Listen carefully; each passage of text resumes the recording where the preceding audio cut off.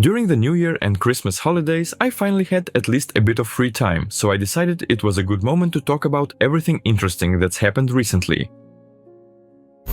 And one of the most curious things was Moni Nikolov's podcast for Out of System, where he and Gage Worsley got together for the third time already to break down the hottest topics from the life of this truly unique teenager. You'll find the link to the podcast in the description. And once again, huge respect to the guys for the awesome content. Unfortunately, unlike more mainstream sports, volleyball podcasts, even with really charismatic personalities, don't always get the attention they deserve. But that's not what this is about right now. Let's get into the actual substance of Moni and Gage's conversation. Without a doubt, the most interesting and behind-the-scenes part. No, we're not talking about TikToks with millions of views, where Nicolof is warming up in his underwear. We're talking about his life in Russia and why he chose Lokomotiv as the next step in his career. So let's start with the big question. Why did Moni decide to go to Russia? The choice was actually pretty obvious, because as a setter he wanted to be the clear number one, and that could only be guaranteed either by one of the top clubs in Russia or by one of the weaker teams in Italy. And if we look at last season's standings, it seems like that Italian option was Monza. There were offers from other Italian clubs as well, but no one could guarantee Nicolof a starting spot, and regular playing time in a competitive environment was a key factor in his decision. It's not like there's no competition in Italy, but for a young Bulgarian it would have been tough to accept that his team would be losing quite often. By the age of 19, Moni already has a winner's mentality. He wants to fight for trophies and medals all the time, so in my opinion, Lokomotiv was basically the only real option for him this season. And as the player himself says, everything is set up there for development, because nothing distracts him from volleyball. Moni doesn't do his laundry, Moni doesn't cook, he just trains and recovers. Sounds like the perfect formula for progress, constant competition, a strong league, great training conditions. But that's in a perfect world for cyborgs. And we all understand that Nicolof is just a human like the rest of us, with his own needs and emotions.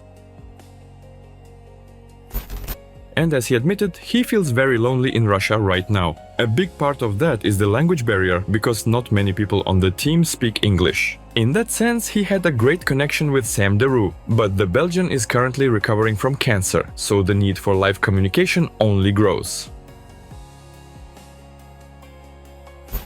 Yes, at Lokomotiv almost the entire coaching staff is Bulgarian, which definitely helps with adapting to the team, but it's hardly enough for everyday communication. So to somehow fill that gap, Moni started streaming actively, sometimes together with his brother Alex. And here I can partly relate to him, though from a slightly different angle. I didn't have anyone I could talk volleyball with, so I started making different reviews and breakdowns to discuss everything together with you.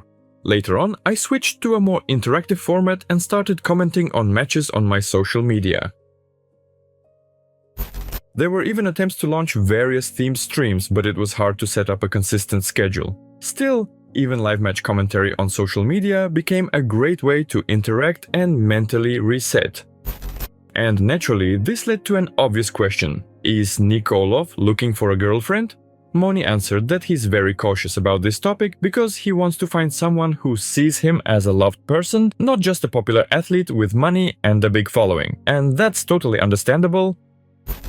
Maybe he goes a bit too far sometimes, because it was often him who stopped relationships from developing further. But the fact that a 19-year-old guy thinks in such mature terms really deserves respect. In theory, he could find a girlfriend in Novosibirsk who doesn't even know what he does, because despite constant sellouts at Lokomotiv's home arena, in a city that big he is not really a star and can spokojno walk around or visit public places. But once again, the language barrier becomes an issue, so all we can do is wish Moni to find a reliable and loving person, so it's easier for him to get through the tough daily routine of a professional athlete. Now let's get back to volleyball itself. The setter explained why he chose Long Beach for his time in the USA, and first and foremost it was obviously about volleyball. There were more prestigious universities, but there he would have had to focus much more on academics. At Long Beach, he could treat studying as a secondary priority. Moni shared with Gage that this year was insanely intense. He was living life to the fullest. Volleyball, new people, parties, you can only be jealous. But on the downside, he mentioned the low level of competition. In about 90% of matches, both he and his team knew they were going to win. They just needed to lock in a bit, do their job quickly and move on to the next match. And as you understand, that's not great for long-term development, and it's great that Moni himself clearly understands this. Moni also didn't hide the fact that in the future he wants to play in other leagues, including Italy, where Lube Civitanova is actively trying to bring him in to create a deadly duo with his brother Alex. At the same time, the setter doesn't say when exactly he might change clubs, he just hints that he'd love to play together with his brother. Right now, he has a 1+2 contract with Lokomotiv and soon he'll have to make a decision. Extend his deal with the Russian club or go chase new heights. But according to information from inside the Railwaymen's camp, they're still not looking for a new setter, because they believe Moni will extend his contract. So we're waiting for developments with great interest. Especially since while I was writing this script, a ton of transfer rumors already popped up. But we'll talk about that in a new news episode. Gage also asked Nicolof whether he started developing any new skills after moving to an elite league. Moni replied that he's focusing on his strengths to become an even bigger threat. And it's hard to disagree with that. He's already a massive threat at the net, putting up around 10 points per match even in the Russian league. And if he keeps improving his aggressive skills while also raising the quality and speed of his sets, he could realistically go down in history. If we take Simone Gianelli, who already admits that Moni surpasses him in attack, blocking and serving, Nicolof could grow into a fully upgraded version of the Italian setter. Because Gianelli didn't become a top-level player purely thanks to his setting skills. First and foremost, it was his versatility. And only in recent seasons, at least in my opinion, Simone has taken his setting to an elite level and can now compete with the best setters in the world, specifically in that area, not just through secondary elements. If Nicolof shows enough patience and dedication, a great future could be waiting for him as well. But from a great future, let's return to already great achievements. Let me remind you that the Bulgarian national team reached the World Championship final for the first time in 55 years. Yes, the guys fully understood that they had a favorable bracket and that against elite Italy they had almost no chance.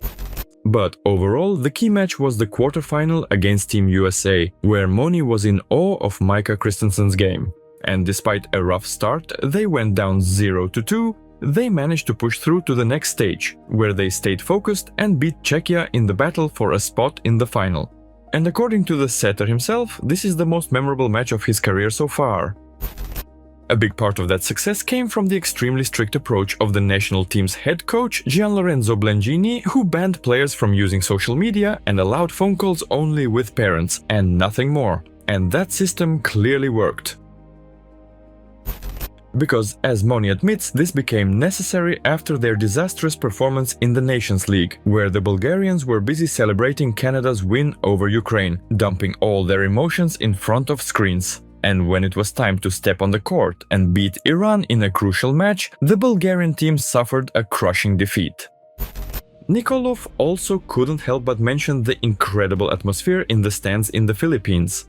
Despite a pretty strange pricing policy from the organizers, which seriously hurt attendance in the first days, very soon the arena turned into a true volleyball celebration. If anyone was skeptical about hosting major tournaments in that country, personally, I once again became convinced. Volleyball is truly loved there.